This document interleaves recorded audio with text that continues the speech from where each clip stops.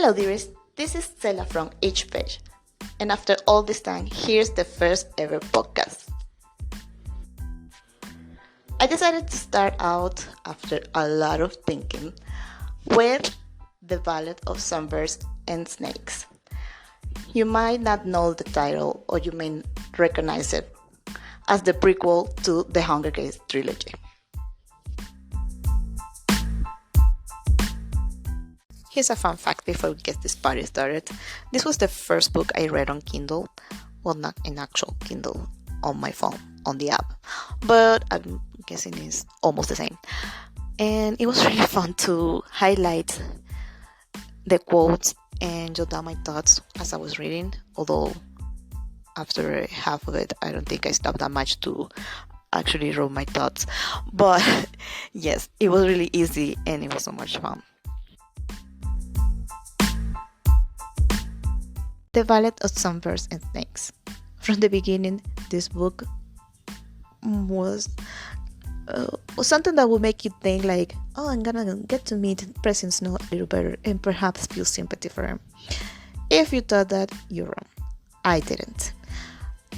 I honestly did not feel any sympathy for this guy throughout the book.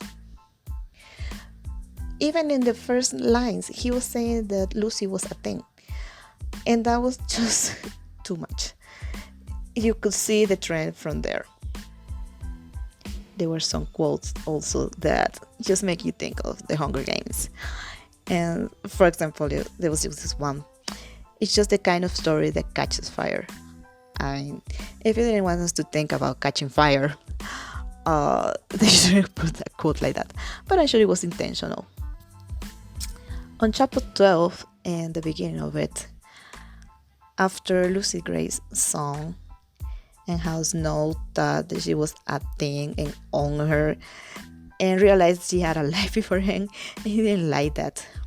My God, that was some crazy stuff right there. What else did we have there? Oh, there was this great thing.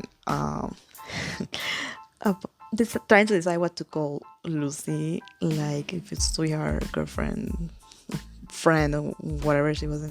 And I was like, you shouldn't call her anything, like nothing. But apparently he was already in love. So, okay. There was this mantra, let's say mantra. Snow lands on top, right? And I thought, so this is the story of how this person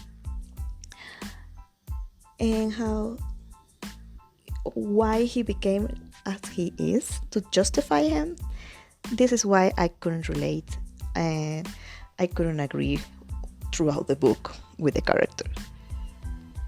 Don't get me wrong, I really enjoyed the book, and in a way of those that you scream at the book and throw it across the room kind of way.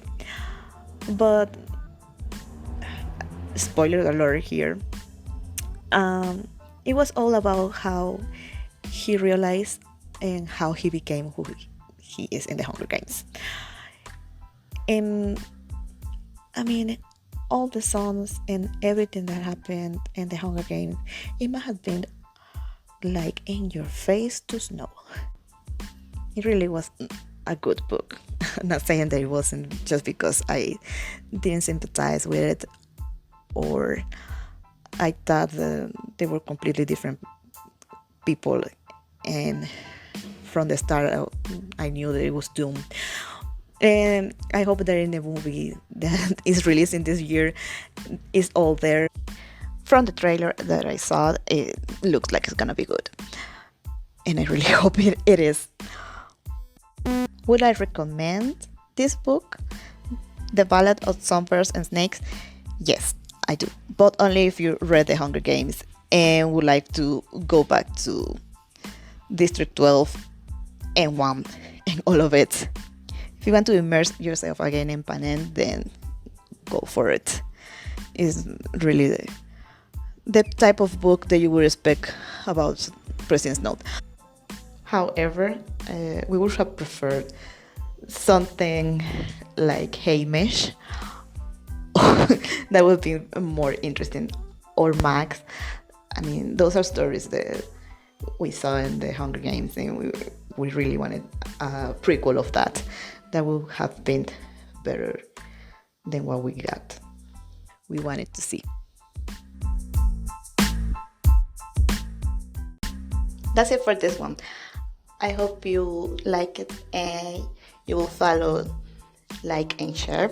And if you would like to read the original book review for the Ballad of Songbirds and Snakes, you can do it at EachPage.org.